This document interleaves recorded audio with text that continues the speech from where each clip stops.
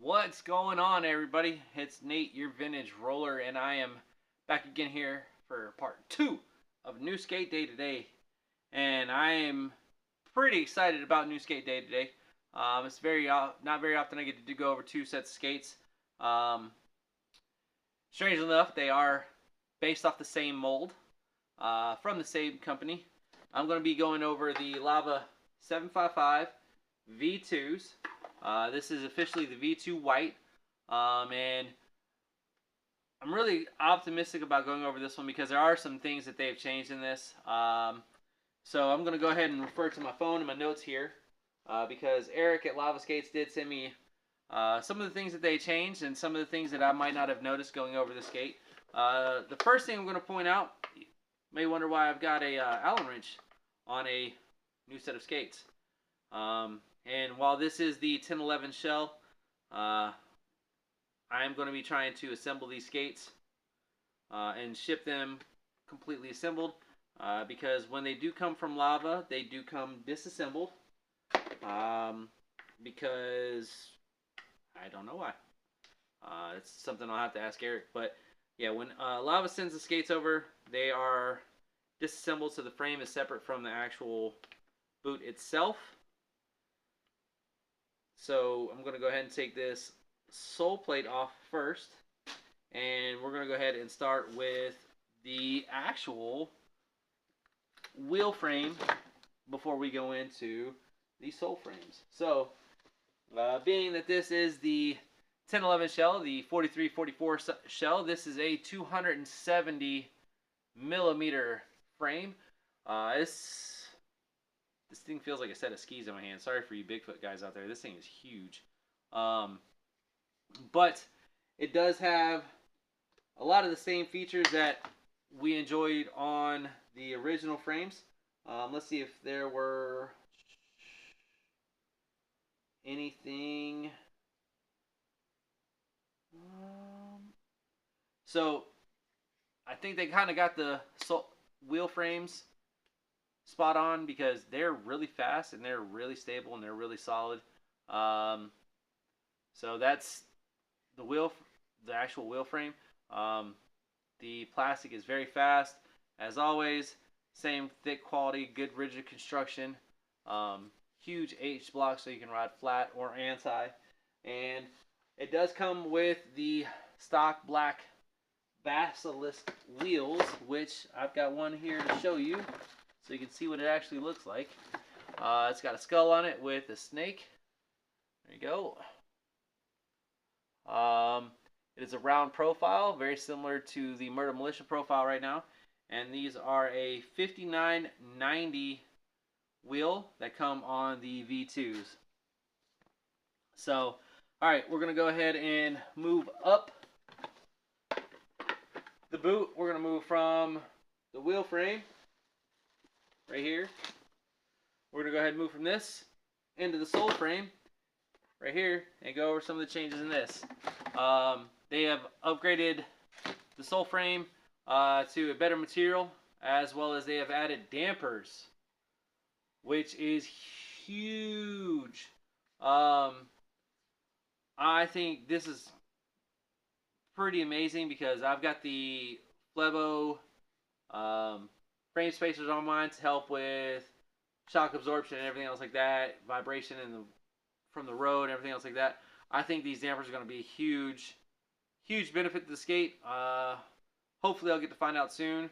But that is one of the major changes that has been relayed to me, is that they have put the damper on the sole plate, and so that's kind of a cool thing, seeing that firsthand. Then up into the boot itself, which is really cool. This boot can be used for power blading because since it is a raised heel, you can actually get a raised heel frame to put it. I know Lava's got their own frames that they're dropping for power blading and a couple other things that's really cool. So keep an eye out for that. But you can just transfer it over to big wheels and go from there, or keep them aggressive. One of the big things that I was looking forward to checking out and seeing it now is the liner itself. The V2 liner, from what I heard, was supposed to be a very nice change from what the V1 liner was, and just looking at it, it's going to be definitely different from what the V1 is, and it's going to even be different from what the Stephen Swain liner looked like. So let's get this out of here and take a look. All right, so first things first, looking at the bottom, they've upgraded the material on the bottom. Still got the good reinforced stitching around the bottom of the sole to hopefully give you longevity so you don't blow out the sides. They moved the elastic strap down even farther than they did on the Swains, on the Swain liners. They stitched the tongue logo back in on these, but the one thing I'm noticing is like these liners are a lot lighter than the Swain ones, and the honeycomb for ventilation is a lot deeper, so you're going to get a lot more airflow. The top of the liner right here, the arrowhead, if you will, that's going to protect the top of your toes from rubbing on the skate, is a thicker material, so hopefully to give you a little bit more protection. The padding around the sides is way better than the V1s. Holy cow, it's actually got, almost feels like it's heat moldable, and that's something that I'll have to ask Eric about, is if you can heat mold these. I'll be sure to put that in the comments and description once I actually post this video to let you know if you can heat mold them. That's the one question I didn't ask. But let's get into the actual like footbed and see what the footbed's like. So for a stock footbed, they kind of bridge the gap between the V1s and the Pro footbeds. So it is a little bit thicker, and just like every liner, you know, it's going to have its issues. It's, I don't know, about half again as thick as the black liner was in the Stephen Swains, because like I said, the Stephen Swains are like a bridge between the V1 and the V2. The heel's got a little bit more cushion in it. It's not just, doesn't feel just like paper, and the sides are there. So I'd say a footbed might be in your future with these. If you're looking to just run the stock liners, the stock liners feel pretty good to me, honestly, especially since I've skated the V1s before with the stock liners, and having felt those liners, these are completely different than what the original liners felt like, which is really cool. So I'm optimistic about the new liners. And then they've upgraded all the bolts,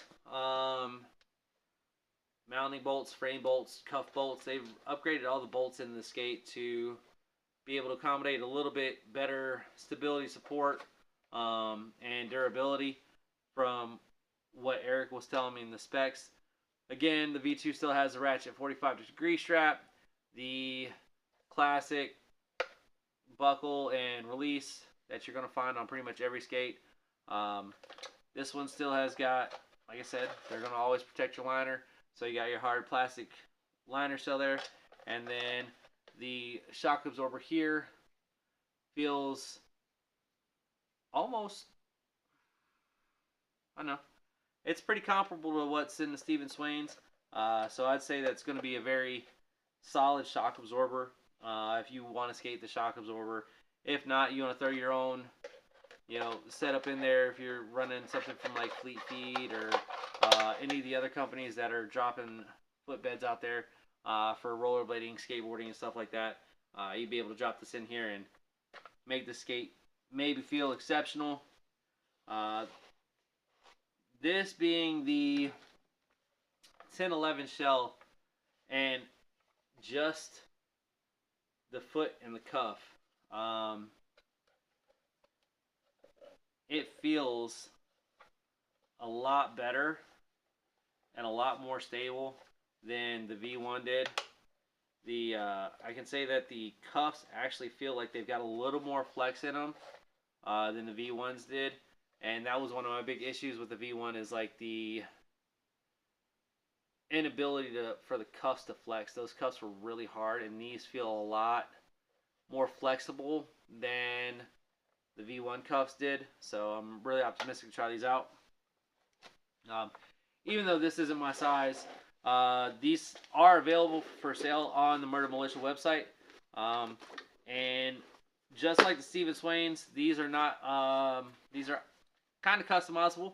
I didn't cover that in the Stephen Swains, but you can order these skates right here with Murder Militia wheels on them on the frames. You'll get the Murder Militia wheels as well as the Lava Skates wheels. They'll come with it. So the stock price for these is $245.99.